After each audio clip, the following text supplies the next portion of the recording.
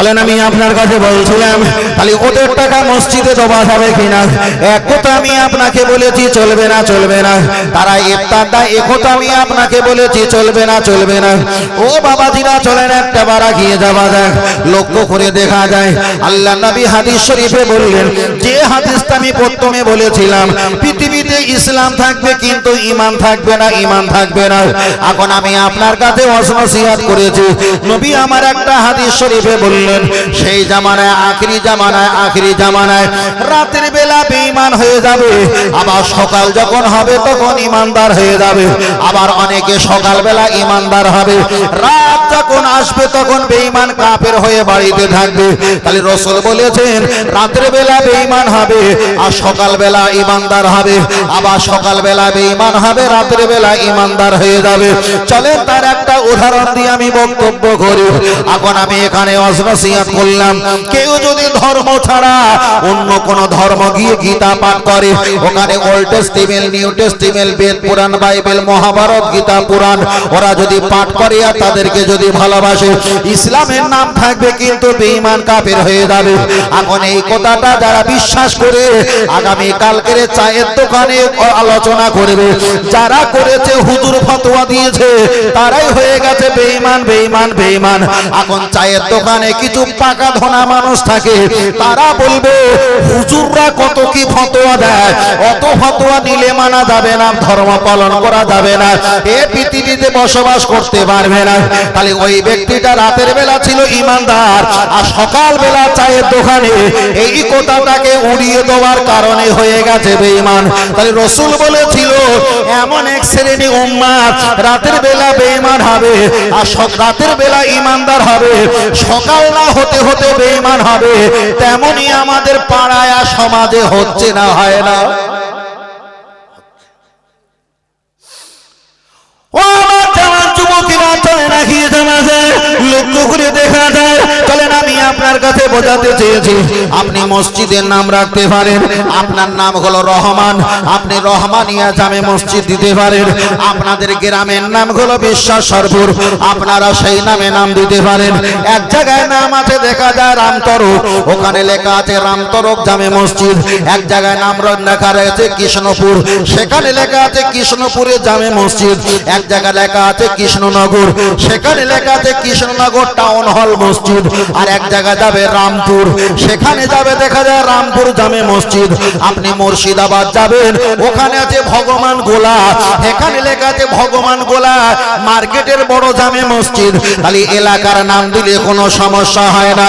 আম্মা জান আয়েশা সিদ্দিকার নামে আমার দয়ার নবী একটা নাম দিয়েছে, এটা হলো সিদ্দিকে আয়েশা সিদ্দিকা মসজিদ। আবার বেলালের নামে একটা নাম দিয়েছে, এটা হলো মসজিদে বেলাল। আমার নবী বেলাল হুজুরের নামে একটা মসজিদ করে দিয়েছে, মসজিদে খাদিজা, আম্মা জান খাদিজা রাদিয়াল্লাহু তাআলা আনহা তানার নামে মসজিদ দেওয়া হয়েছে। একটা জায়গার নাম হলো কুবা, মসজিদে কুবা বলে একটা জায়গার নাম দিয়েছে। কখনো এলাকার নাম দিয়েছে, কখনো নিজের নাম দিয়েছে, কখনো সাহাবার নাম দিয়েছে, আবার কখনো কখনো আমার দয়ার নবী নিজের স্ত্রীদের নাম দিয়েছে। তাহলে কেউ যদি মসজিদের নাম হুমায়ুন তার নিজের নামেও যদি দেয় এটাও জায়েজ, জায়েজ। কেউ যদি বাবরের নামে মসজিদের নাম দেয় এটাও শরিয়াতে জায়েজ, জায়েজ, জায়েজ। ও বাবাজিরা, তাহলে রাসূল আমার সাহাবীদের নামে মসজিদে নাম দিয়েছে, আবার নিজের স্ত্রীদের নামেও মসজিদে নাম দিয়েছে, আবার এলাকার নামেও মসজিদে নাম দিয়েছে। তাহলে মসজিদ হলো আল্লাহর ঘর, পরিচয় করিয়ে দেওয়ার জন্য এক একটা নাম দেওয়া হয়। তাই আল্লাহর নবী হাদিস শরীফে বলেছেন, আল্লাহর নবী বলেছেন আহাব্বু ইলাল্লাহি মাসাজিদুহা আকামা ক্বালা আলাইহিস সালাম। ও আমার সাহাবীরা জেনে রেখে দাও, তামাম পৃথিবীর জমিনে যত ঘর আছে সবচাইতে শ্রেষ্ঠ ঘর হলো মসজিদ ঘর। এটাই হলো আমার আল্লাহ পাকের ঘর। তোমরা যখন নামাজে দাঁড়িয়ে যাবে, ইয়্যাকা নাবুদু ওয়া ইয়্যাকা নাস্তাইন, আল্লাহ हम तेरी ही इबादत करते हैं और तुझे सिवा दोनों हाथ उठाकर दुआ मांगते हैं। তোমরা আল্লাহর ইবাদত করবে, আল্লাহর কাছে সাহায্য চাইবে, ওয়াসজুদু লিল্লাহ, তোমরা আল্লাহর ঘরে সেজদা দেবে। এই সেজদা ইমাম সাহেবের পায়ের কাছে পড়তে পারে, এই সেজদা মুসল্লির পায়ের কাছে পড়তে পারে, এই সেজদা মসজিদের একটা পিলিয়ারের গোড়ায় পড়তে পারে, কিন্তু রাসূল জানিয়েছেন তোমাদের সেজদা আমার আল্লাহর কুদরতি পায়ের কাছে হাজির হয়ে যায়। আর একটু জোরে বলেন সুবহানাল্লাহ।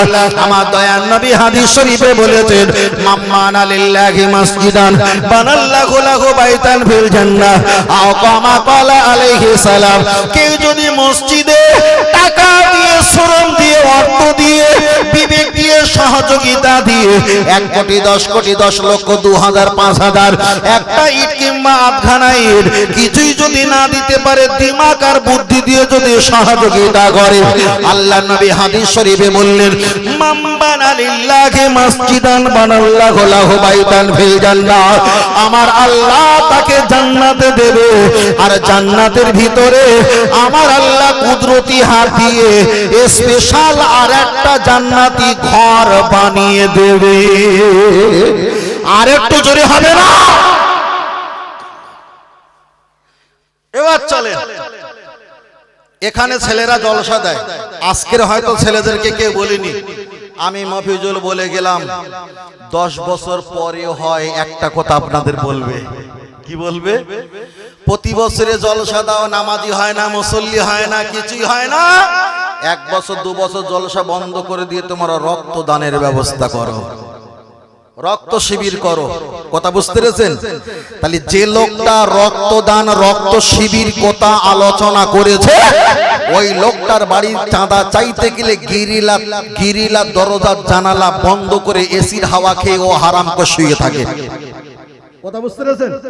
আর সে 10 বছর পরে এসে বলবে তোমরা রক্তদান শিবির করো, রক্তদান শিবির করো। ফের বলছি, রক্তদান শিবির করা জায়েজ, কিন্তু 100-র ভিতরে 95টা শুধু থুড়ুকি ব্যবসা চলছে। 100-র ভিতরে 95টা শুধু ব্যবসা চলছে। কিন্তু হানাফি মাযহাবের মাসলা অনুযায়ী আপনি রক্ত নিতে নাও পারেন, রক্ত নিতে নাও পারেন। আমি যে বলছি না যে রক্ত দান করা যাবে না, রক্ত নেওয়া যাবে না, এটা বলছি না। এক একটা মাসলা অনুযায়ী এক একটা ভাগ।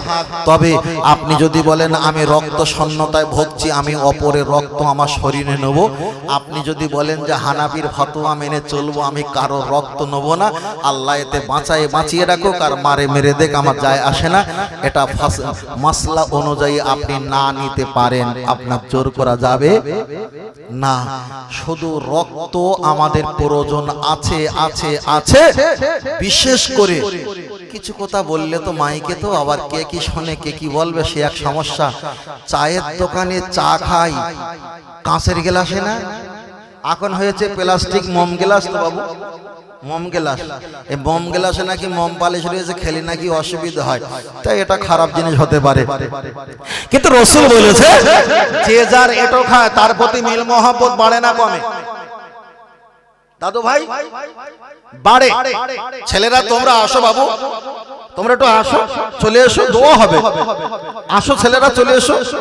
বাহ, এক এক চলে এসো, আসো আসো, চলে এসো, এক এক চলে এসো, দোয়া হবে, চলে এসো। তাকবীর, নারে তাকবীর, একটু তাকবীর, নারে তাকবীর, একটু হাত তুলে তাকবীর দিন, নারে তাকবীর, একটু হাত তুলো। তোমরা একটু আগিয়ে এসো, তোমরা একটু আগিয়ে এসো। পিছনে যারা আছেন একটু আগিয়ে আসেন, একটু আগিয়ে আসেন। পিছনে যারা বসে আছেন একটু আগিয়ে আসেন, ওদেরকে বসতে দেন, নারে তাকবীর। আমি বলছি আমার শুনতে পাচ্ছে না। এই কমিটি বাবু ওটা দেনি, ওদেরকে একটু বসার সুযোগ করে দেন, একটু সুযোগ করে দেন। একটু আগিয়ে আসো, আগিয়ে একটু আগিয়ে আসো। দরুদ শরীফ আল্লাহুম্মা, আগিয়ে আসেন, আগিয়ে আসেন। অল্প সময় দোয়া করে দাও। বসো বাবু, একটু বসো, বসে পড়ো, কষ্ট করে বসে পড়ো, গায়ে গায়ে বসো, ঠান্ডার সময়। ওয়া আলা আলি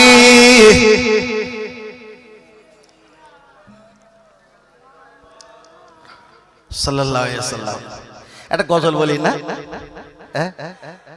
আসলে আমি তো ওয়াজ করার চিন্তা ভাবনা থাকে তো বেশি, অন্য কিছু বলার চিন্তা ভাবনা থাকে না।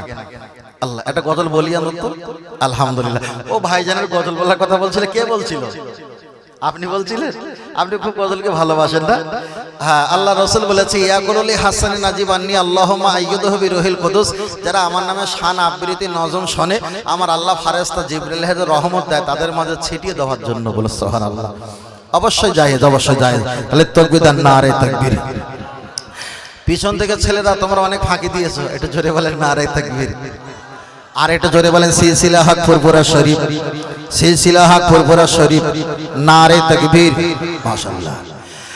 आखिरी रसूल तुमी नबी अकराम, आखिरी रसूल तुमी नबी अकराम, तोमर कदमे मोर हाजारो सलाम। बोलो सुबहानाल्लाह। আর একটু জোরে হবে না? তোমার কদমে মোর হাজারো সালাম, আখিরি রাসূল তুমি। তো কিছু বলিস না আগে এই বগর ছিল আর আমি নেমে যা, কিয়ামত পর্যন্ত উপরে আসবে না, যা নেমে যা। মাশাআল্লাহ বলি না, ওদেরও প্রয়োজন থাকে, কিছু করার নেই। আল্লাহ। आखिरी रसूल तुमी नबी अकराम, तोमर कदमे मोर हाजारो सलाम, तोमर कदमे मोर हाजारो सलाम। বনের হরিণ আসমান জমিন সবাই তোমায় চিনেছে, ওই আকাশের মেঘমালা ছায়া তোমায় করেছে, মিশকে আতর যার গায়ের ওই ঘাম, মিশকে আতর যার গায়ের ওই ঘাম, তোমার কদমে মোর হাজারো সালাম, তোমার কদমে মোর হাজারো সালাম। आखिरी रसूल तुमी नबी अकराम, आखिरी रसूल तुमी नबी अकराम, तोमर कदमे मोर हाजारो सलाम, तोमर कदमे मोर हाजारो सलाम।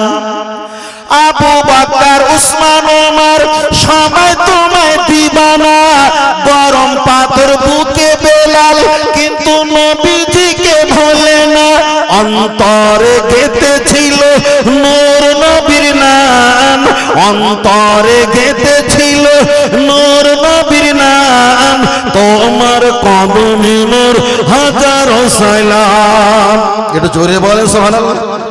আর একটু জোরে বলেন, তোমার কদমে মোর হাজারো সালাম, আখিরি রাসূল তুমি নবী আকরাম, তোমার কদমে মোর হাজারো সালাম। বোরাক চড়ে দয়ার নবী মিরাজে গিয়েছে, পায়ের ধুলায় আল্লাহর আরশ ধন্য সেদিন হয়েছে, জান্নাতের রুমে রুমে লেখা নবীর নাম, জান্নাতের রুমে রুমে লেখা নবীর নাম, তোমার কদমে মোর হাজারো সালাম, তোমার কদমে মোর হাজারো সালাম। আখিরি রাসূল তুমি নবী আকরাম, আখিরি রাসূল তুমি নবী আকরাম, তোমার কদমে মোর হাজারো সালাম, তোমার কদমে মোর হাজারো সালাম। নারে তাকবীর, নারে তাকবীর, নারে তাকবীর, নারে তাকবীর। আল্লাহ কবুল করেন, বলেন আমিন। আর একটু জোরে হবে না? আর একটু জোরে হবে না?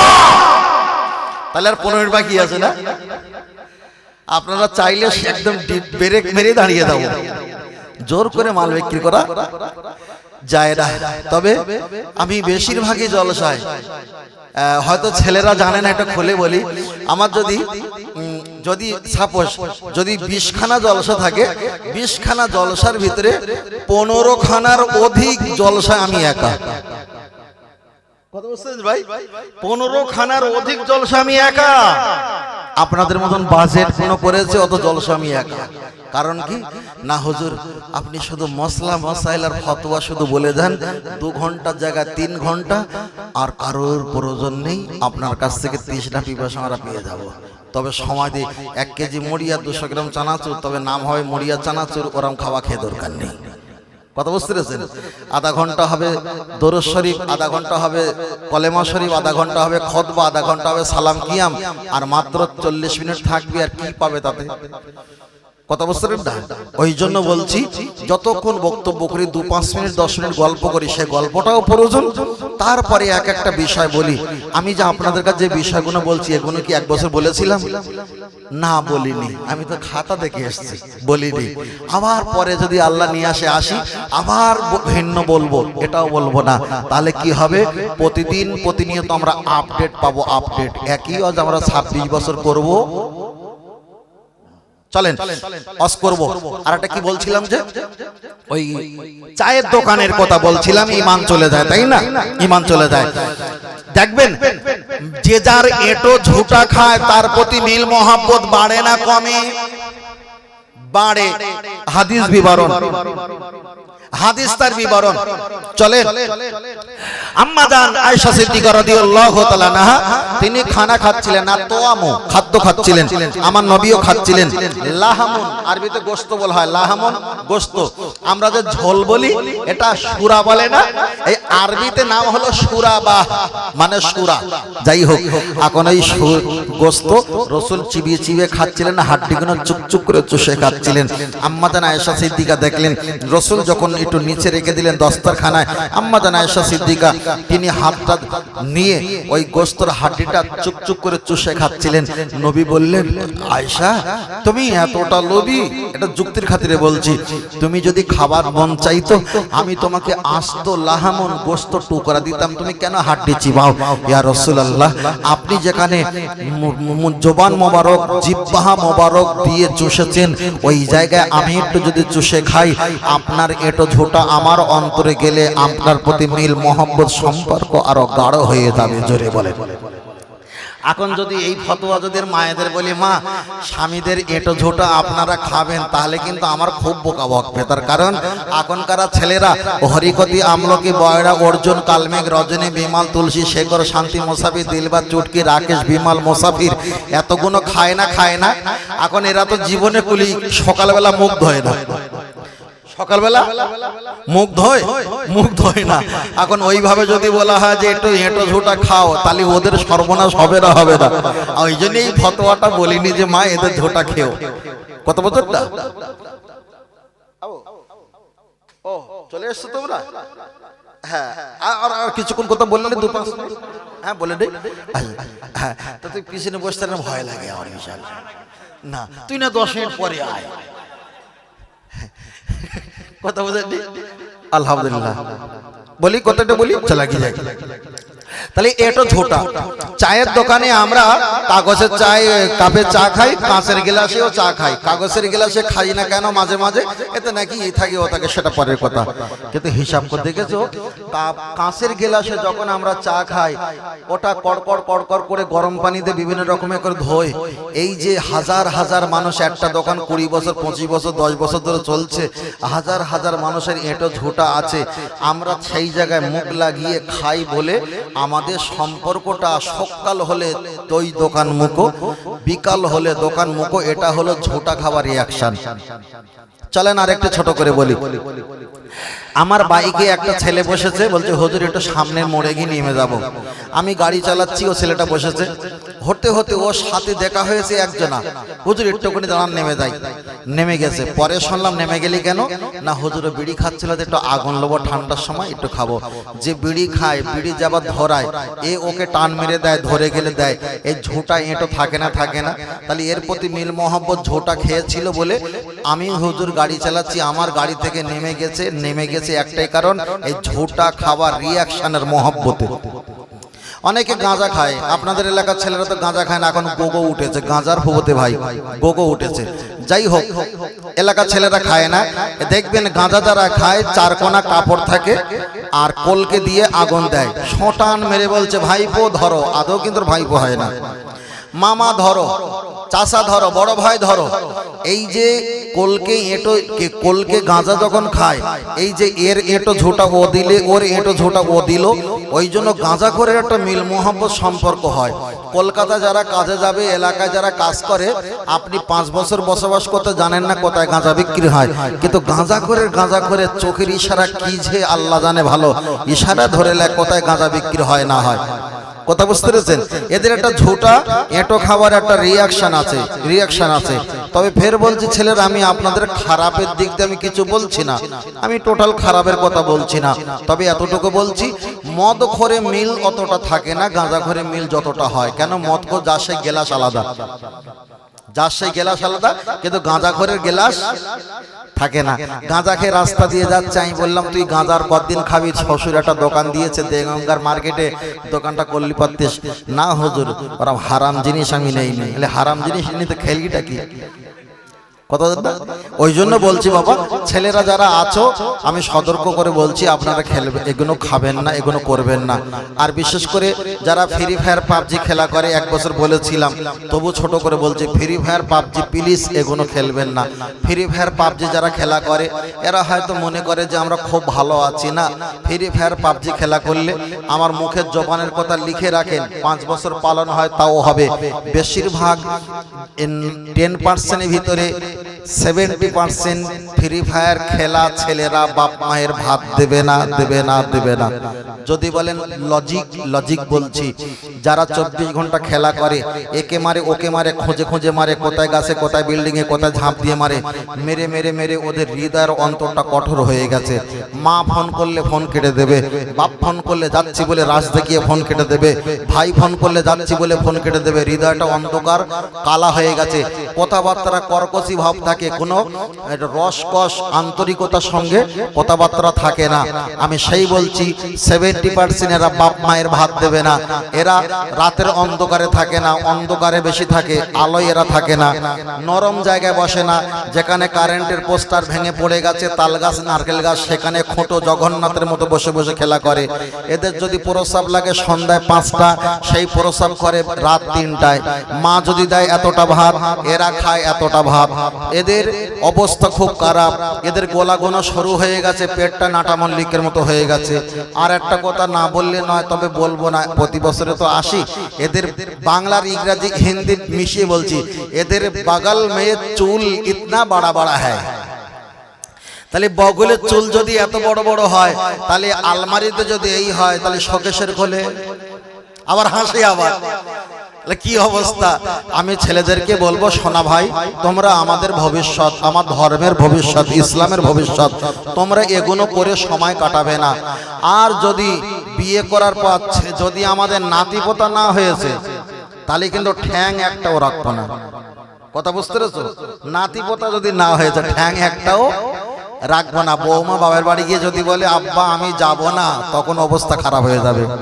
আপনি হয়তো মনে করবেন যে হামসে বাড়া কই নেই হে, কিন্তু আপনার অবস্থা খুব করুণ, যা কারো কাছে গল্প করাও যাবে না। আমি হাত জোড় করে বলছি, কথাটা জলসায় বলাটা কেমন মানিয়েছে জানি না, আমাকে ক্ষমা করবেন। তবে এটাই ছিল আমাদের প্রজন্মিত ছেলেদের জন্য একটা সুখবর। কথা বোঝাতে পেরেছি? আল্লাহ আমাদের হেফাজত করেন, বলুন আমিন। আরেকটা সকলে বলেন আমিন। তাকবীর দেন, নারে তাকবীর। পিছনে তাকবীর দেয় না, ওরা মনে করে কাল থেকে তাই নামাজ পড়তে হবে। হ্যাঁ বাবু, টেনশন করছিস কেন? নারে তাকবীর। আর একটু জোরে বলেন নারে তাকবীর। একটু জোরে তাকবীর দিতে হবে, ঠান্ডার সময় না, গরম বার হবে, তাবারক হয়ে গেছে তো, মাশাআল্লাহ, আলহামদুলিল্লাহ। নারে তাকবীর। তাকবীর হয়নি, একটাও কেউ কাশেনি, বুঝলেন না? আহলে সুন্নাত ওয়াল জামাআহ, সিলসিলাহ ফুরফুরা শরীফ, মদিনা মক্কা শরীফ, আল কোরআনের আলো, আল হাদিসের আলো, প্রতি বছরে না এবছরে বিশ্বাসপুর মহান ইসাল্লাহ নারে তাকবীর। মোটামুটি জীবিত আছে, তাই না? আলহামদুলিল্লাহ। তাহলে আমরা সালাম কিয়াম করবো তো বাবু?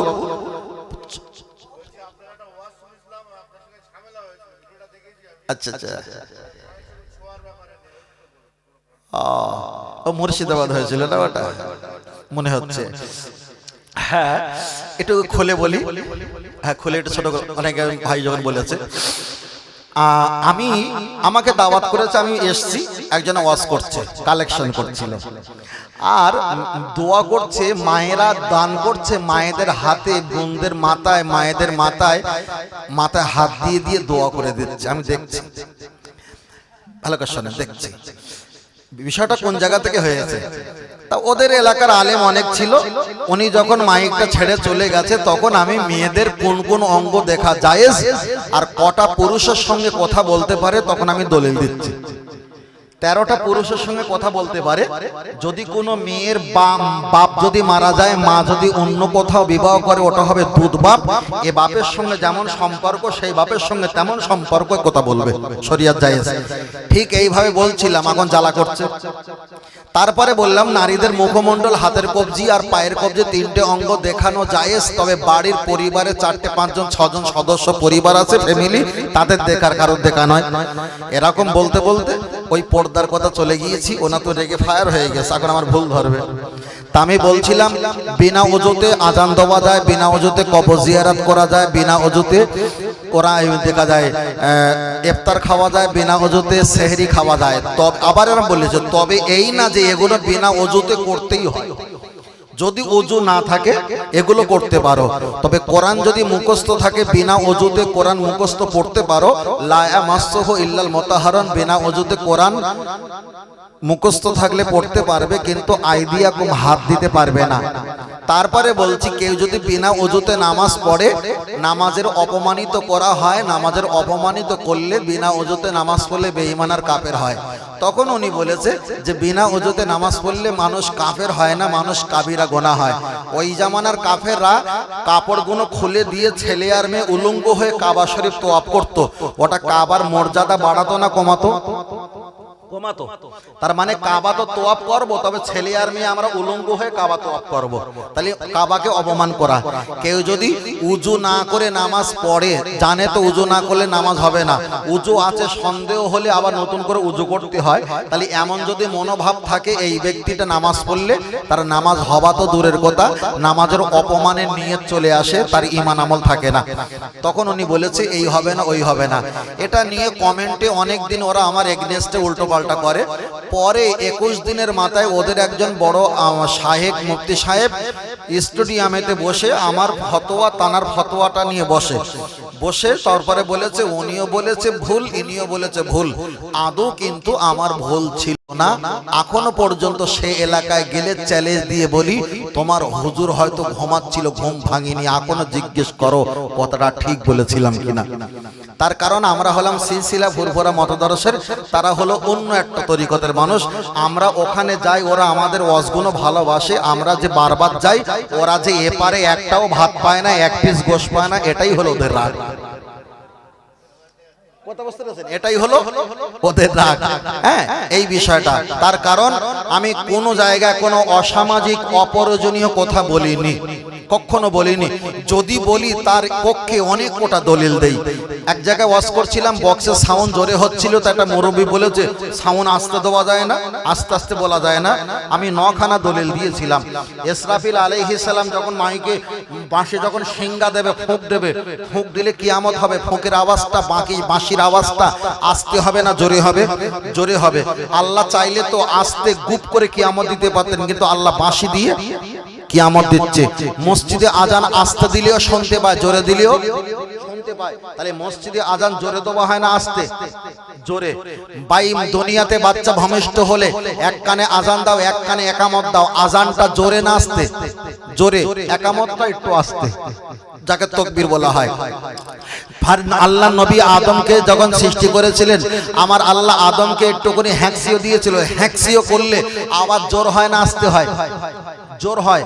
আর বিজ্ঞান বলেছে 180 কিলোমিটার বেগে ঝড় গতিতে বার হয়, কিডনি লিভার থেকে এক্সারসাইজ হয়ে হাওয়া বার হয়। তাহলে হ্যাঁকসিও যখন হয় আওয়াজটা জোর হয়। আর একবার হ্যাঁকসিওতে 22 হাত লম্বা নবী আদমকে আল্লাহ মুহূর্তের মধ্যে লম্বা করে ফেলেছে। তাহলে আওয়াজ দিয়ে না আওয়াজ ছাড়া? আওয়াজ দিয়ে। ইমাম সাহেব যখন নামাজ পড়াবে, নামাজ ভুল হলে পিছন থেকে চুপ করে থাকবে না কেরাত, কোন আল্লাহু আকবার কিংবা সুবহানাল্লাহ কোন কেরাত বলে দেবে, একটা আওয়াজ দেবে? তাহলে চুপ করে থাকবে না, মসজিদের জামাত লম্বা হলে যদি 10 লাইন কাতার হয়, পিছনে একটা মোকাব্বেল দেওয়া হয় না? হয় না? মোকাব্বেল আস্তে আল্লাহু আকবার বলে না জোরে বলে? জোরে বলে। তাহলে ওটা যদি 1000টা যদি জোর যদি ইসলামে জায়েজ থাকে, তাহলে বক্সে আমি দুটো কথা বলছি জোরে, এটা কেন হারাম হবে? হয়তো অনেকে বিষয়টা আমাকে জানে না, যা 10টা যেমন বক্তা ওয়াজ করে, ইনিও তেমন ওয়াজ করে, ওরা যেমন কানে হাত দেয়, ইনিও তেমন কানে হাত দেয়, কিন্তু আমি জিনিসটা তো আলাদা। আমার একটা বিষয়ে বাড়ি নিয়ে গিয়ে খাও। আচ্ছা, ওই স্ত্রী যদি মানুষের বাচ্চা হয়, এটা খাবে না ফেলে দেবে? ভাই বলতে আগে জুতো মারবে, জুতো মারবে। কথাটা খুব গভীর ভাবে শুনবেন। কেন ওই স্ত্রী, ওই মেয়েটা হলো, এই মেয়েটা হলো, ওই মেয়েটা দুশমন নাকি? এই মেয়েটা, ওই মেয়েটা সংসার জীবনটাই তছনছ করতে চাইছিল। এবার বলেন, আমার আল্লাহর ঘর তছনছ করতে চাচ্ছে না চায় না? চায়। এবার বলেন, এই বাড়ির মেয়ের, এই বাড়ির মেয়ের যদি গোশত আর একটা বাড়ির মেয়ে যদি বুদ্ধিওয়ালা হয়, আমার শত্রুর বাড়ির গোশত বিরানি আমার ভিটে উঠবে না। কেন? আমার সংসার শেষ করেছে, আমার সংসার ভেঙেছে। আল্লাহর ঘর পৃথিবীর জমিনে বেঈমান কাফেররা ভেঙেছে না ভাঙেনি? ভেঙেছে।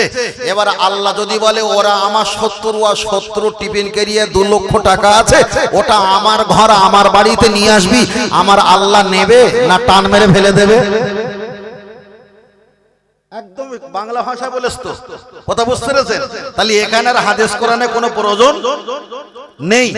তাহলে শত্রু জিনিস যেমন নেয় না, আমার আল্লাহ পৃথিবীতে 1000 সৃষ্টিকর্তা তৈরি করেছে, সবকটা আমার আল্লাহর এগেনস্টে। তাদের সম্পত্তি, টাকা পয়সা আল্লাহকে এত গরিব যে আল্লাহর ঘরে নিতে হবে না। এলাকার কিছু মাথা মোটা বব্বর টুপিওয়ালা দাড়িওয়ালা ফেসবুকে ওয়ালা আসে, ইউটিউবে আসে, তারা বিশাল ফতোয়া দেখায়।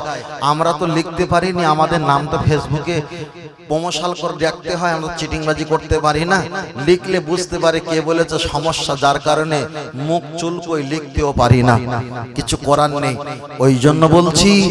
ওই জন্য বলছি ফেসবুকের ডাক্তারের ফর্মুলা খেয়ে শরীর যেমন নিরাপত্তায় থাকে না, ফেসবুকের ওই সব বক্তাদের, ওই সব মুসলমানদের কথা শুনে ধর্ম পালন করলে ইমানের কোনো নিরাপত্তা থাকবে না, কখনো থাকবে না।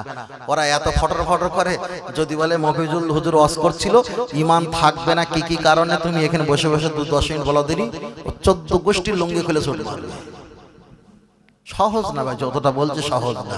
আপনারা তো ভাষ্য না মানুষ, বিষয়টা বুঝতে পারছেন। চলে না গিয়ে যাই।